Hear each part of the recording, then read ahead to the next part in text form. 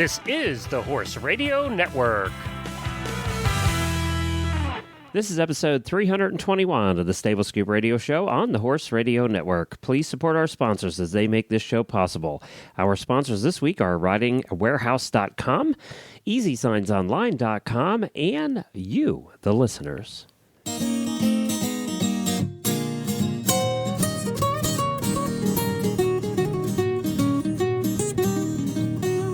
Welcome to the Stable Scoop, with weekly shows delivered right to you. With Helena and Glenn the Geek, live from the stable, it's every week. They'll bring you the news through hail or high water, while using their tails as their own fly swatters.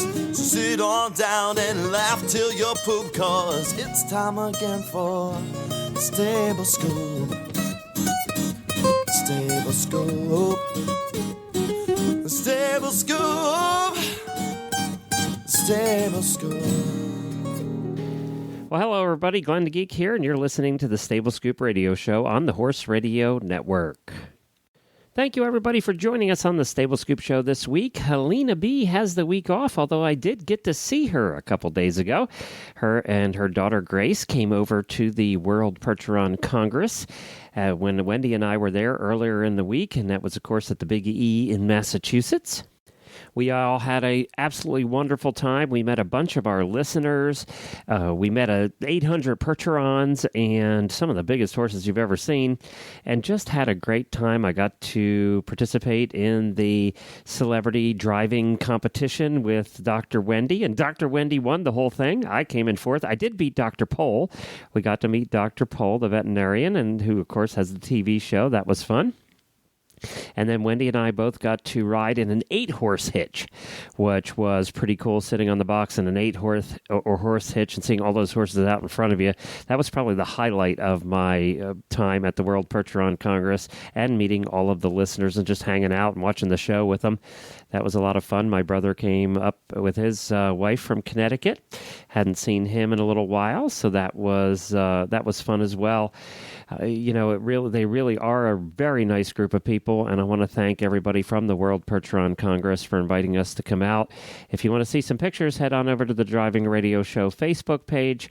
We posted a bunch of pictures there, so you can find most of the ones that we posted were there, as well as the videos of Wendy and I driving a team of Percherons through an obstacle course, and that was a lot of fun too. Wendy kicked my butt, though. She did kick my butt. She was very good. She ended up winning the whole thing and winning $2,600 for charity as well. And, of course, Dr. Wendy is the host of the Driving Radio Show. She was so excited because she's a veterinarian and traditional Chinese medicine doctor to meet Dr. Pohl, and they had a nice conversation. That was fun that they got to meet. And a lot of Dr. Pohl fans there as well, getting signatures and autographs and things. You know, there is some controversy around this show, but there's a lot of fans still out there, too, because they did show up. But I do have a lot of things planned for you today, a lot of guests. So we first are going to be starting off with Ellie O'Brien with the Ellie O'Brien Horsemanship Training Tip of the Month. And last weekend was the American Horsewoman's Challenge in Oklahoma. We've been talking about that for several weeks now, and the competition happened last weekend. And we have the second place finisher with us, Hannah Catalino. She is joining us. She's 19 years old, and she was the reserve champion. So she's going to be joining us today. And to round out the show, we have our Riding Warehouse Tack and Habit segment, and we have Bree Del Rosario with us. And, of course, she joins us once a month from Riding Warehouse to highlight a product. And we're talking a little bit about blankets this time, because guess what?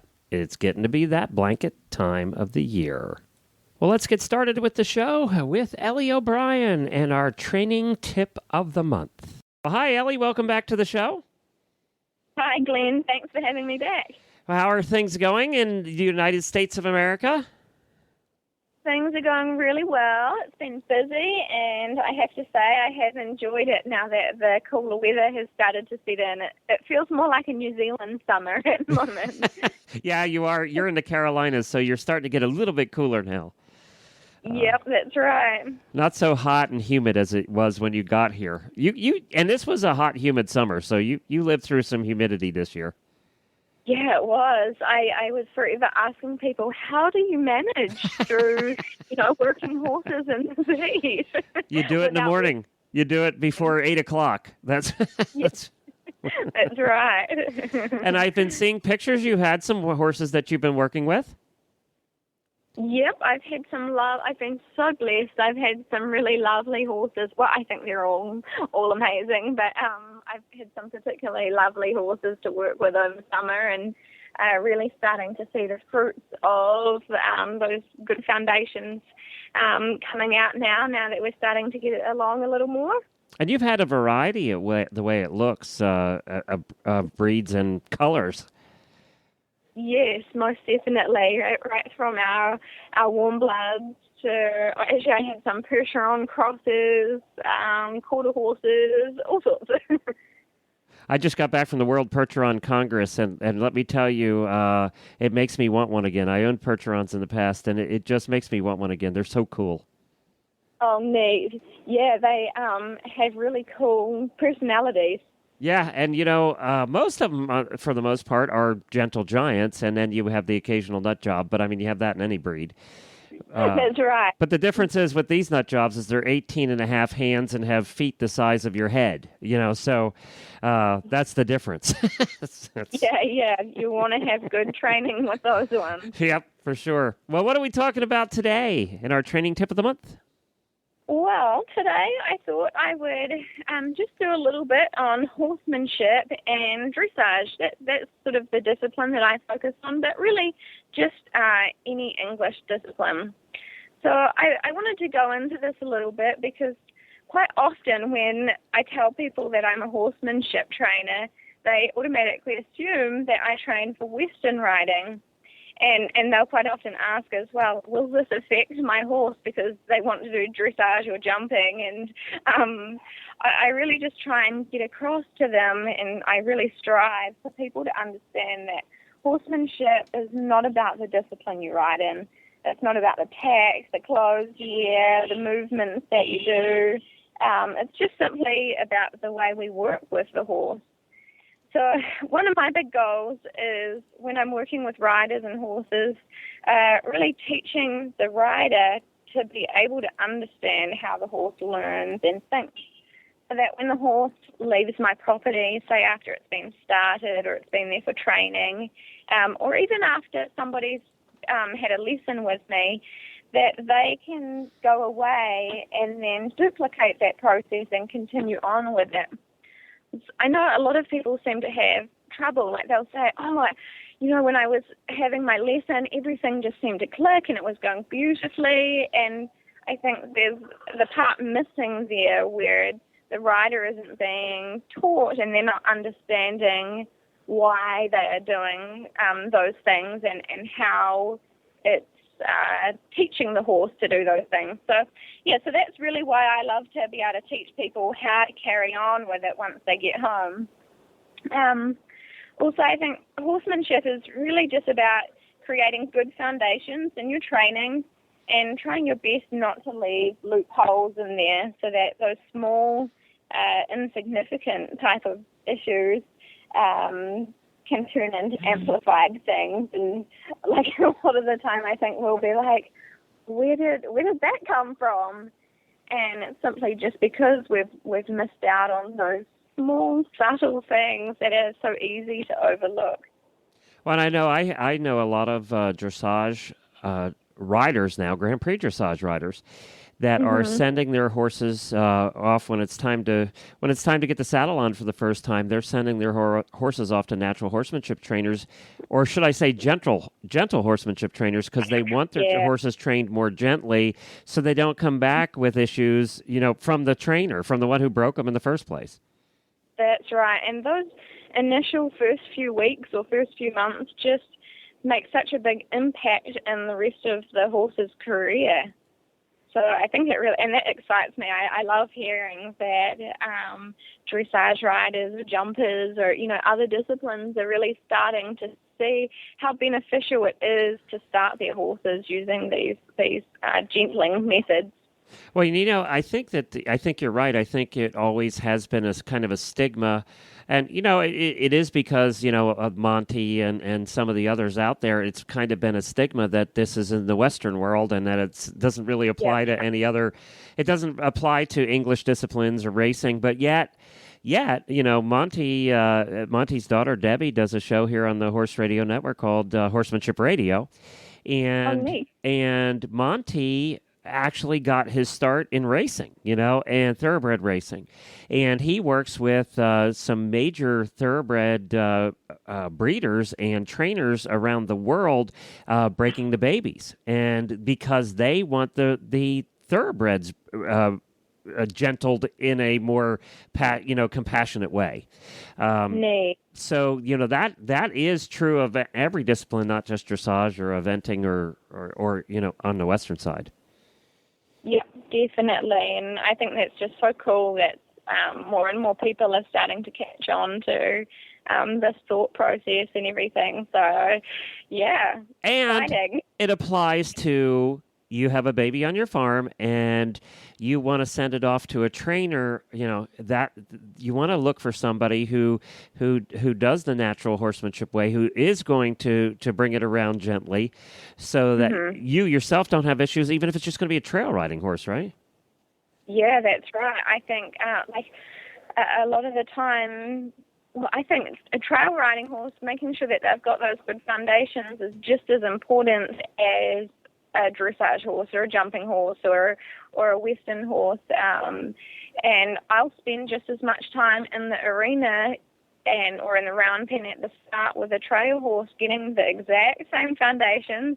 I still want that trail horse to be able to side pass and, back up and do and be able to get a soft feel and do all those same things because, they just pay off in such a big way. I mean, you might need to side pass around a fallen tree or something like that. Right, exactly. And you know what? Broken bones hurt whether you're riding dressage or Western. So, yeah. I look at the tough way. Yeah, exactly. Horsemanship method. Now, if somebody is looking and they've never done this before, but they have a baby that needs started, how long do you advise them that the horse should stay with you? Oh, that's a tough one. I mean, it takes as long as it takes. I've got a good example of 2 warm bloods that I've been starting over summer. One of them, he has just picked it up so quickly. So over the last 5 months, he went from being an unbroken horse to an unstarted horse to now we just took him out to his first dressage show 2 weekends ago, and I was lucky enough to ride him, and he scored in the 70s and won. Wow. So that was very exciting. And on the other hand, this other one that I'm starting, she's just a slower learner. It's taken her a longer time to get the idea of things. She's quite a defensive type of horse and easily gets her feeling to it. So I've really had to take it slowly with her. And even though they were started at the same time, she's at least 2 months behind the other one in his training. Well, I got to tell you, if you're looking at getting a horse started, and even if you don't live in Ellie's area, I know Ellie is as nice as they come, and she would be happy to answer any questions that you have about it, even if you're not bringing a horse to her. So, and now you're in the Carolinas, so you probably take horses in really from all over the East Coast, right? Yep. So if people are willing to send them to me, then I'm always willing to work with them. Or even if anyone ever wants to call me or email me or message me on Facebook, I'm always there to answer questions. And I just love being able to help people. And I think the really powerful part is teaching other people how to understand the process so that they have those tools to be able to carry it on themselves. Because there's only one of me and there's only one of, all the other fantastic trainers out there. So we can't possibly get around to all of them on our own. And it is Ellie O'Brien Finesse Equestrian Training, and I'll put the link in the show notes at stablescoop.com as usual. And if you need some help and want to get a horse started, then check Ellie out on her Facebook page. Thanks, Ellie. We appreciate you being here every month for the trainer tip. Awesome. Thank you, Glenn. It's a pleasure being here.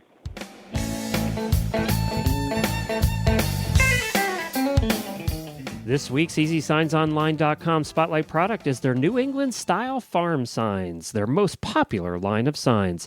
New England Style Farm Signs are very durable and designed for long-term outdoor use with no maintenance required, no wood to rot, and no paint to peel. They will outlast the old style painted wood signs by many, many years.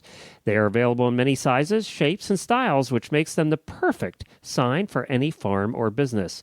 Go online today and go through the EasySignsOnline.com easy step-by-step ordering process to see all the prices and options available. They also offer free, no-obligation sign proofs on all New England-style signs, and you get free shipping as well on all New England-style signs. So replace your old worn-out sign and make a great first impression with a new farm sign from EasySignsOnline.com. And the holidays are right around the corner, so it's a terrific gift idea. I can't think of a better one. Visit EasySignsOnline.com. Our next guest on the show today is a 19-year-old, the youngest competitor at the American Horsewomen's Challenge that happened last weekend. Her name is Hannah Catalino, and she took the Reserve Championship with one of her Mustangs. Let's talk to her about that. And, of course, the winner, in case you missed it, over the weekend was a person by the name of Jerusha Steinert. She won the Grand Championship with her Nakota horse, and we had a chance to interview her on Horses in the Morning. If you want to catch that episode, it is Horses in the Morning for October the 10th. It's titled John Katz, Challenge Winner Steinert, and Barbie Doll Horse.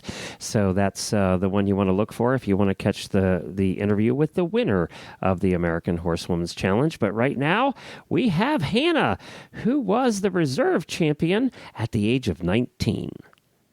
Hi, Hannah. Welcome to the Stable Scoop Show. Hi. Thank you so much for letting me be here. No problem. You must be tired. You're coming off a long weekend last weekend. Yes, I am. In Oklahoma.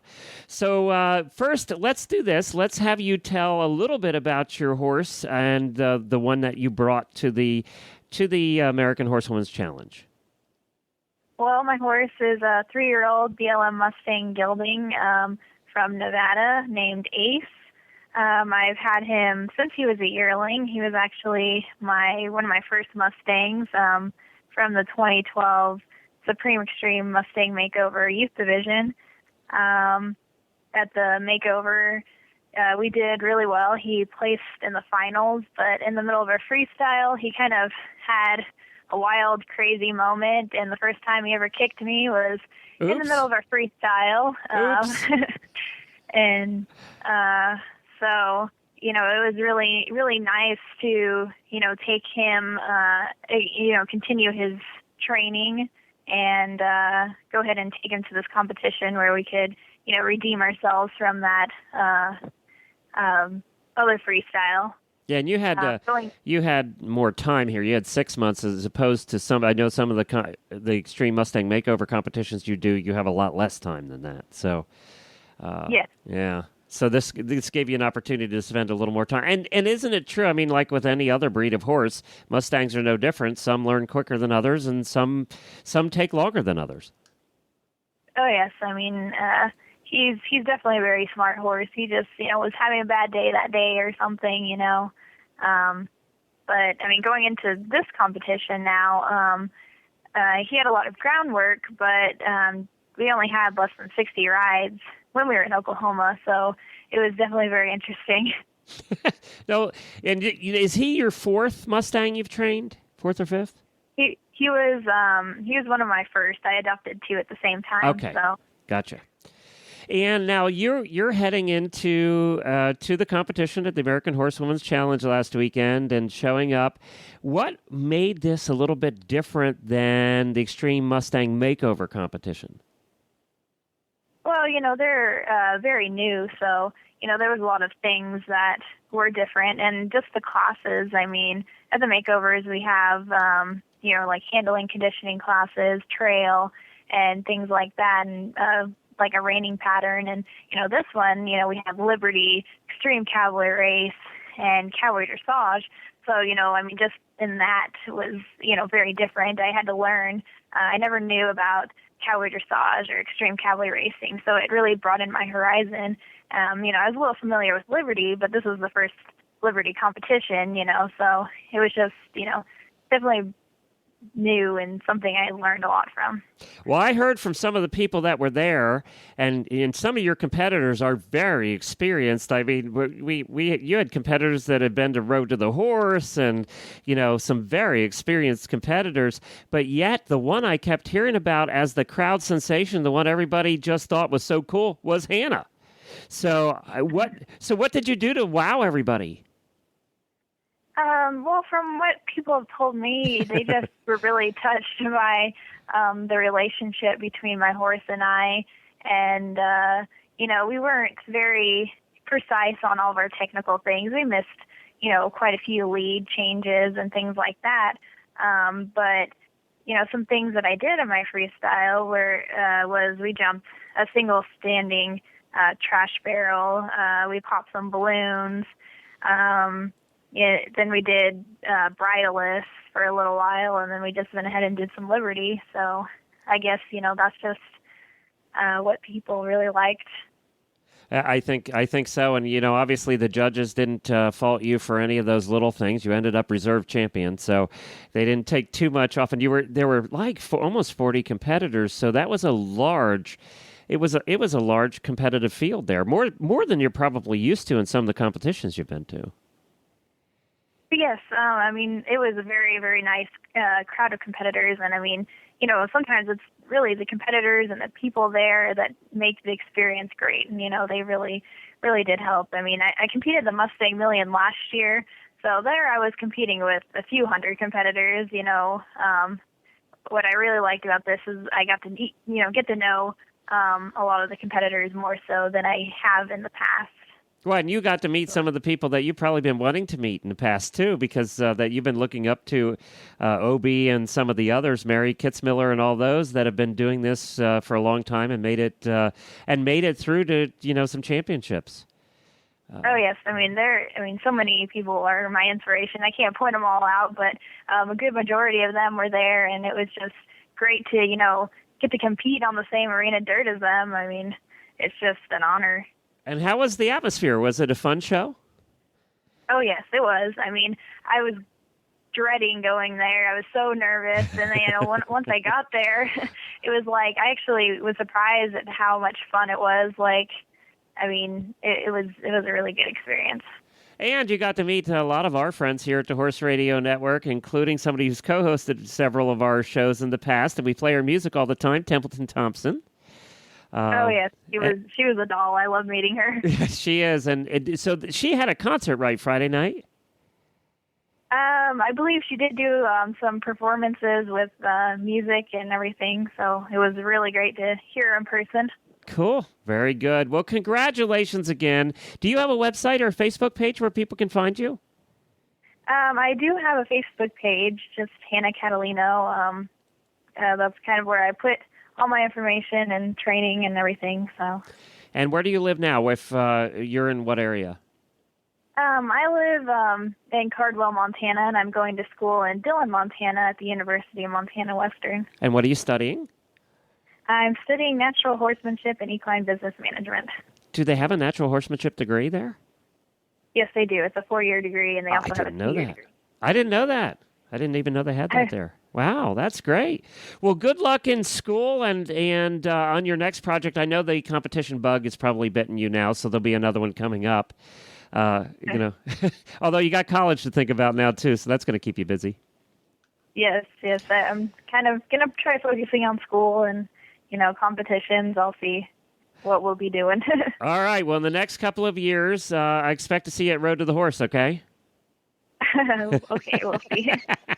All right. Thanks, Hannah. Okay, thank you.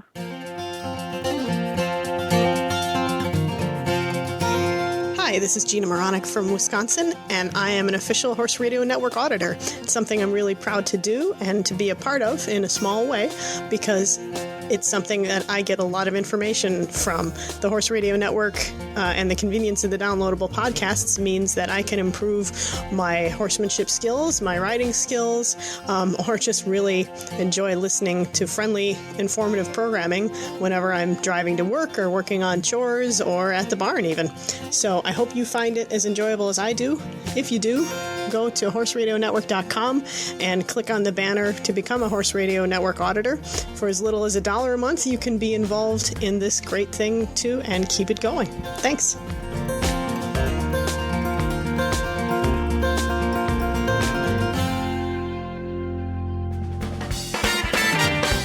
This Tack and Habit segment is brought to you by ridingwarehouse.com. Well, as usual, once a month, we have Bree Del Rosario on from Riders Warehouse. And Bree is joining us this week with their product pick of the month. And this happens to be a product that I have one of, so tell us about it. All right, well, these are the WeatherBeeta Freestyle blankets. This is one of their newer designs. And I figured since it is getting colder, might as well talk blankets. A lot of horse people use them. And if you use blankets, you're going to want to check this out. The freestyle blankets are unique in the way that they're cut. WeatherBeeta obviously has been doing the blanket game for a really long time, so they definitely know what they're doing. And this is, I would say, their highest end line. So if you have a horse that's destructive or a little bit of a blanket Houdini or is turned out with other horses, you're going to want to probably go with something like this, if not the freestyle exactly. We have two versions of it. So if you're in a really cold climate or you fully body clip your horse, the one I'm going to recommend is the Freestyle 1200 denier Detach-A-Neck blanket. It has 360 grams of fill, so it's definitely for you guys who are in coldest climates this winter. Yeah, that's a warm one. It's really, really warm. So if you've got your horse turned out in the snow, this is the one you're going to want to look at. If you're more on the West Coast or down in Florida somewhere, you probably don't need quite this warm of a blanket. The nice thing is it comes with a hood. So the price includes everything. You don't have to buy a hood separately. I figure if you're in a cold enough climate to require 360 grams of fill, you might as well be covering their neck. That would make sense to me. So really, really nice design with the freestyle. I'll get into that in a second. I just want to mention for those of you who aren't in that cold of a climate, we have the Freestyle 1200 denier standard neck blanket. It has 220 grams of fill. So this is a great blanket for probably a lot of customers in a lot of different climates. So 220 grams as a pretty standard medium weight. So this one does not come with the neck. It kind of figures if you're going with 220 grams, you may not need that neck portion. But both blankets, like I said, 1200 denier.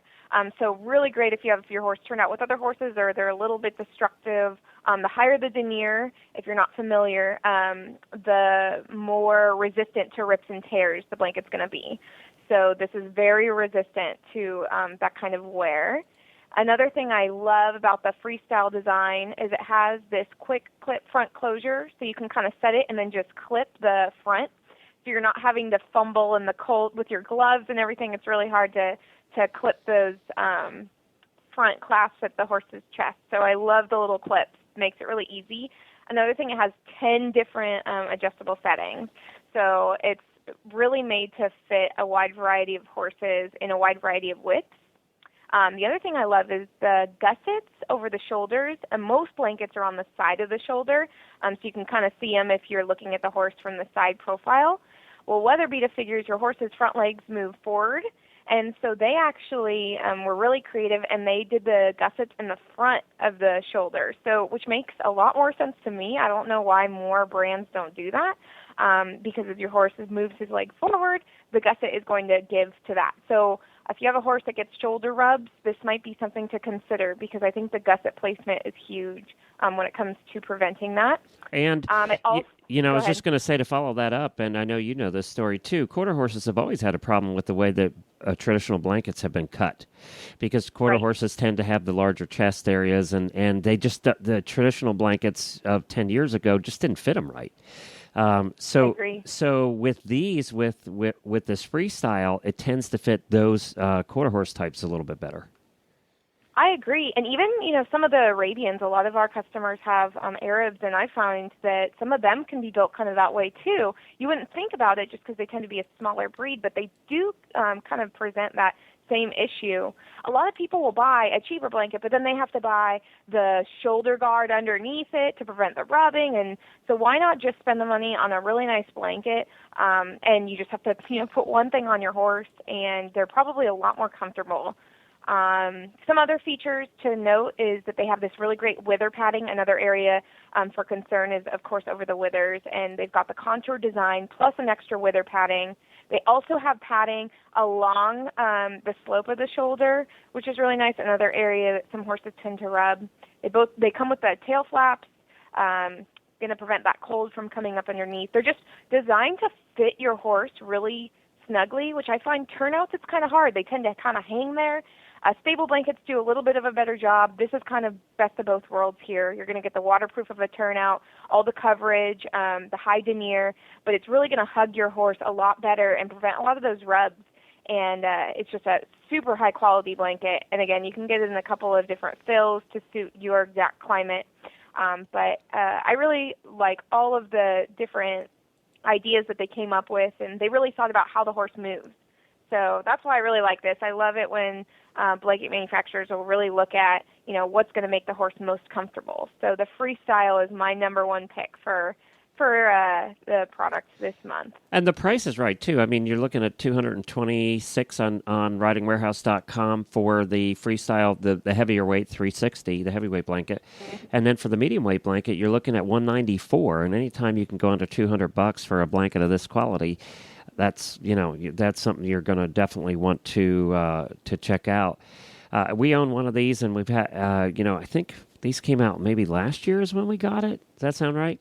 It seems like they've had this around for about 1 year. Yeah, and it's perfectly fine. We haven't any trouble with it at all. So, and we live down here. So what happens down here is, in Florida, is we tend to clip, and we still have chilly nights.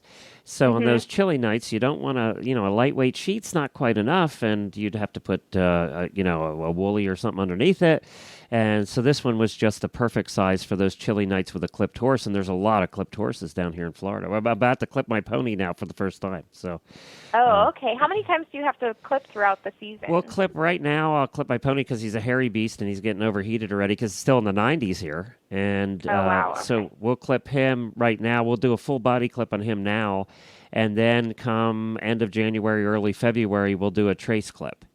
Okay. Some people will clip now and then clip again and, do a full body clip again in the end of January, early February.